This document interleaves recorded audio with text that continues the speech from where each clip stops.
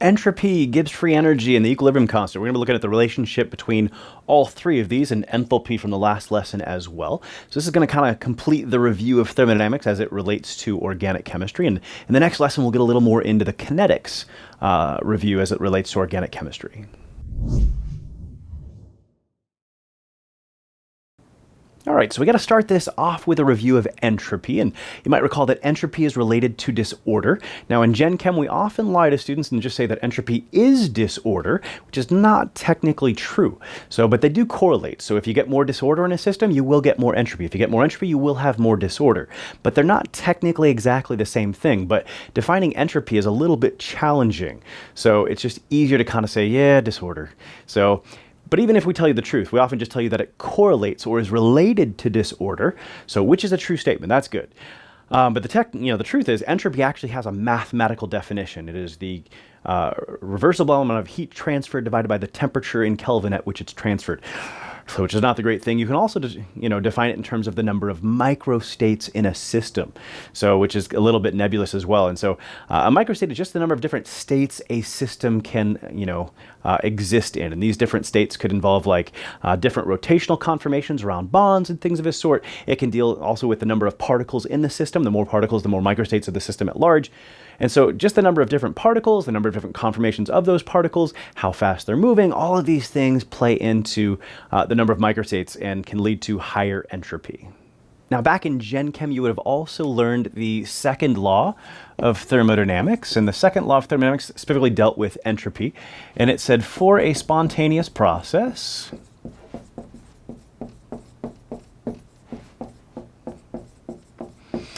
delta S of the entire universe is going to be positive. That's the second law of thermodynamics. Now, that's for the whole universe. So always going to see an entropy increase in the whole universe for any spontaneous process or spontaneous reaction.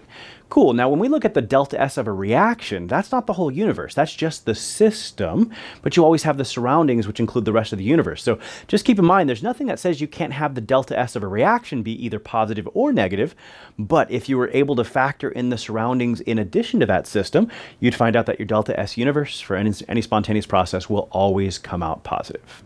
All right, so it turns out there are several factors that'll affect entropy.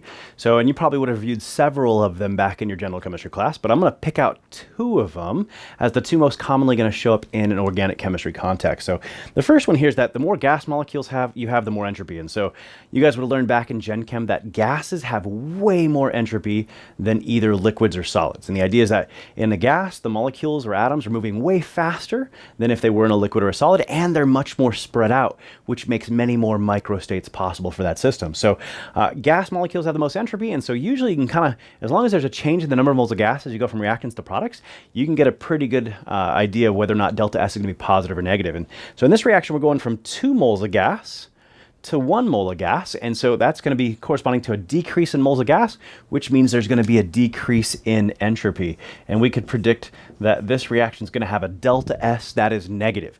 And again, if we just write delta S, that always means just the system, not the whole universe. And the delta S of this reaction, we might even label it RXN for the fun of it, but didn't need to. But it's negative, and there's nothing wrong with that.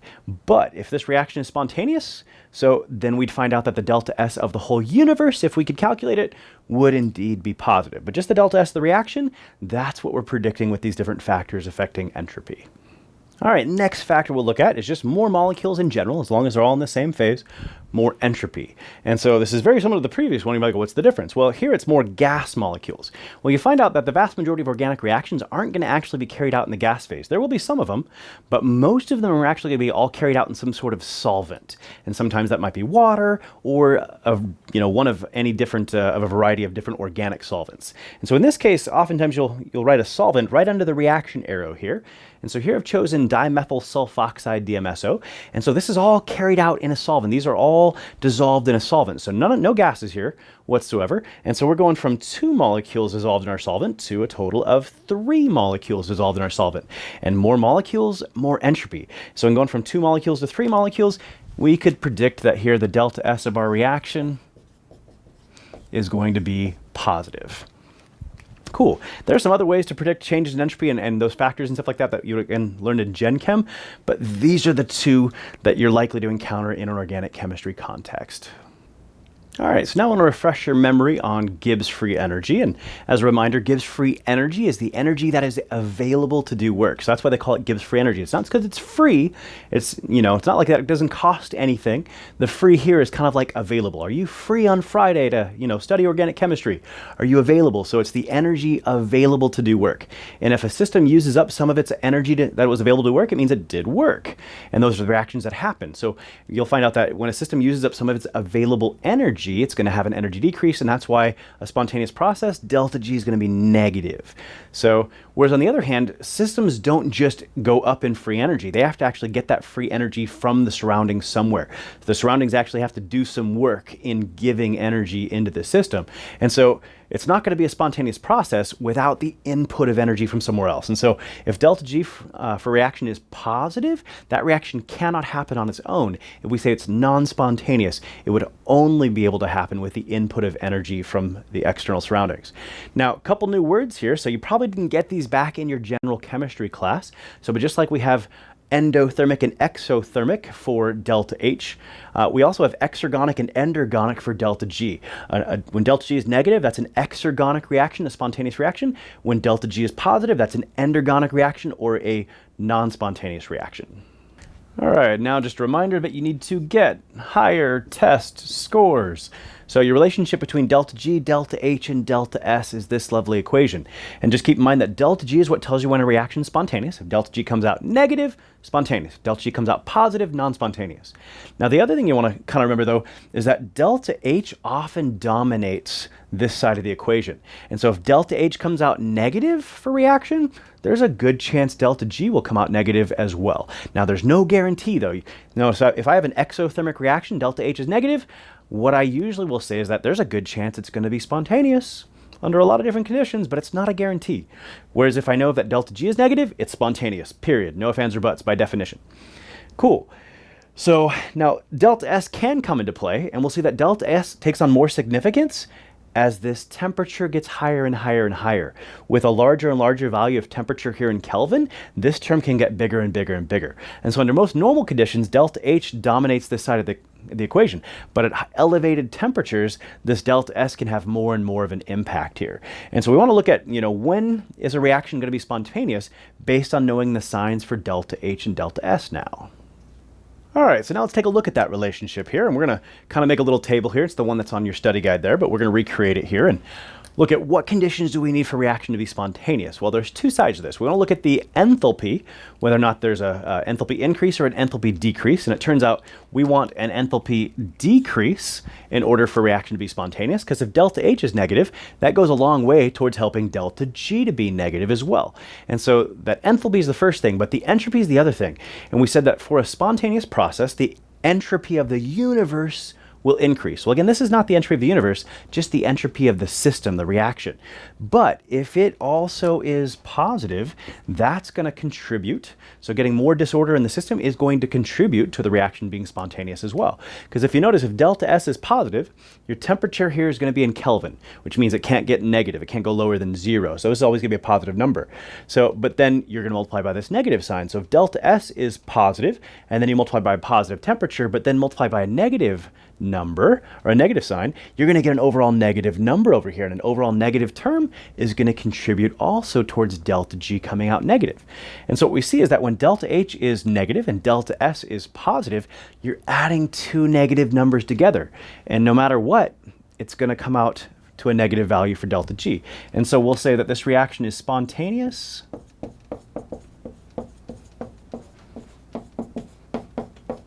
at all temperatures.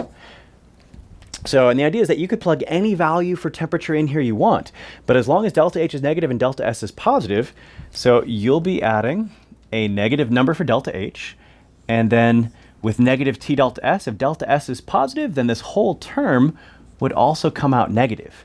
Now, if you do this reaction at low temperatures, it'd be a small negative number. If you do it at higher and higher temperatures, it'd be a large negative number. But no matter what, you're still adding just two negative numbers, and delta G is going to come out negative no matter what. And that's why what we mean by saying it's spontaneous at all temperatures. Whatever T value you plug in here, delta G is going to come out negative no matter what. Cool. So now we're going to look at the exact opposite scenario. What if we have a positive delta H and a negative delta S? Well, now you're not giving the universe what it wants. The universe wants systems that lower their enthalpy, lower their energy, if you will, and increase the amount of disorder they have. That's what the universe wants. If you don't give the universe what it wants in either one of these two categories, then there's no way the reaction is going to be spontaneous. And so in this case, delta H is now positive. So, and if delta S is negative, a negative times a negative means this whole term will be positive. And if we add two positive numbers, delta G has no choice but to come out positive no matter what temperature we plug in right here. And so now we'd say that this reaction is non-spontaneous at all temperatures. Or we could say there's no temperature at which it's spontaneous. One other tricky way we could say this is we could say that the reverse reaction is spontaneous at all temperatures. If it's non-spontaneous in the forward direction at all temperatures, it would be spontaneous in the reverse direction at all temperatures. So whenever you reverse reaction, all your signs change for delta G, delta H, and delta S. All right, so now we'll take a look at a couple instances where we give the universe one of the two things it wants. Remember what it wants here, and it wants a negative delta H, but it wants a positive delta S, and we're going to give it a negative delta S. And so in this case, I've given the universe one of the two things it wants. There's a chance this reaction is going to be spontaneous, but it is going to be a conditional, depending on what temperature range we choose. And so if you notice, its temperature is actually multiplied by the delta S term. Well, in this case, the delta S term is the one that's not helping me. And so I want to minimize the damage by putting as small a T value, as low a temperature as possible. And so here we'd say that this reaction is spontaneous at low temperatures. So now if we take a look at the math here a little bit as well, and I want to show you it from that perspective too, it helps a lot of students. So our delta G here is indeed negative. So, but with delta S being negative, and again, a negative times a negative comes out positive. And now it depends on which one of these has a larger magnitude. If the negative term is larger, then delta G comes out negative. If the positive term has a larger magnitude, then delta G comes out positive. Well, if my goal is to see when it's spontaneous, well, then I want to make sure that the negative term is bigger. Well, in this case, it's only the one with temperature in it that I can adjust its magnitude by changing the temperature. Low temperatures are going to mean a small positive number. High temperatures mean a large positive number. And that's why in this case, if we want it to be spontaneous, we want to keep this as small as possible, i.e. low temperatures. So that's kind of where that comes from. All right, let's look at the opposite though. If we give it a positive delta H for reaction and a positive delta S. So now we can see that it's the delta S that is favorable for getting a spontaneous reaction, but not for delta H. So this would be an endothermic reaction. It's going to cost energy. It's going to increase the energy, not lower the energy or enthalpy of the system in this case. So in this case, I'm only giving the universe, again, one of the two things it wants, and it's the one delta S that we associate with temperature. And so now we're going to find that we actually want to amplify its effects, not minimize it. And so we're going to actually want to do this at high temperatures instead. And so this reaction, it turns out, is spontaneous at high temperatures. All right, once again, if we kind of take a look at the math involved here. So in this case, delta H was positive, but because delta S here is positive, a negative times a positive is a negative. And so now it's the term with delta S that is negative, the one that has temperature as part of it. And so now if I want to make that negative term as large as possible, so that delta G comes out negative, that means I want to plug in as large a temperature as possible. And that's why we say this is spontaneous at high temperatures. Now, one thing to note, so a lot of times we'll use a certain phrase in organic chemistry, and we'll say that something is either entropically favorable or entropically unfavorable. And so when you have a positive delta S, this whole term will come out negative, because a negative times a positive is a negative. So And that's, when you got a positive delta S, that means the reaction's entropically favorable. And what you'll find, though, is that when that's the case, that reaction will get more and more spontaneous as you increase the temperature. So when you've got a positive delta S, that reaction gets even more spontaneous at high temperatures. And so that'll be a way we distinguish certain kind of reactions in a couple of key places in organic chemistry. All right, last thing I want to do in this chapter is look at the relationship between delta G standard and our equilibrium constant. I'll put a little EQ on there. So if you're a P chemist, you don't like putting a little subscript EQ there. You like putting KC or KP, but we're not P chemists right now. We're O chemists. So we're just going to use KEQ to represent our equilibrium constant. And recall for reaction that your equilibrium constant is just the ratio of products to reactants. So, and if you got coefficients, they would show up as powers in that lovely equilibrium constant. So, but there's also this relationship here that your standard value of delta G is related to your equilibrium constant with this lovely relationship. Now, back in Gen Chem, you would have learned this in the thermodynamics chapter, and you might have been doing calculations with this. So calculations are not so likely in Ochem, but you do need to understand one major principle here, and that's the relationship between delta G standard and your K value. So we'll kind of look at this in reverse here. So let's say we have a K value of 1. So if your equilibrium constant was 1. Well, if your equilibrium constant in this reaction were 1, that would mean you'd have an equal amount of reactants and products present at equilibrium, which is true for the occasional reaction. So, but it doesn't have to be true for, any reaction in particular. So, but it is true on occasion, so seldom occasion as the case may be, but the natural log of 1 is 0. And so if your equilibrium constant is 1, that means your delta G standard is going to come out to 0. And so it turns out if your K is bigger or smaller than 1, so here we can say K bigger than 1 or K smaller than 1, we can make some determinations here. So when you've got the natural log of a number bigger than 1, so first off, if we've got a K bigger than 1, that means there are going to be more products present at equilibrium than reactants, more numerator than denominator. So that we'd say that reaction favors the products. So for K to be bigger than 1, and when you take the natural log of a number bigger than 1, it's going to come out positive. And by the time you multiply by a positive temperature in Kelvin and the gas constant, which is also positive, but then a negative sign, that means your standard delta G is going to come out negative. And so this is the relationship we're on. If your delta G standard is negative, that reaction favors the products and K is greater than 1. And it works the other way. If K is greater than 1, that reaction favors the products and delta G standard will come out negative. And it works exactly the same way in the opposite. So if your equilibrium constant is smaller than 1, so like 0.8 or 0.06 or 1.0 times 10 to the negative 5 or, something like that. So if your K is less than 1, notice it can't ever be negative, but if it's between 0 and 1, so then when you take the natural log, you actually get a negative number. And a negative times a negative means your delta G standard value is going to come out positive. And again, you should know that relationship both ways. If your K is less than 1, delta G standard is positive, and that reaction favors the reactants at equilibrium. But if your delta G standard is positive, you can make the same conclusion. That reaction is going to favor the reactants, and your equilibrium constant will be less than 1. Cool, just another review from Gen Chem.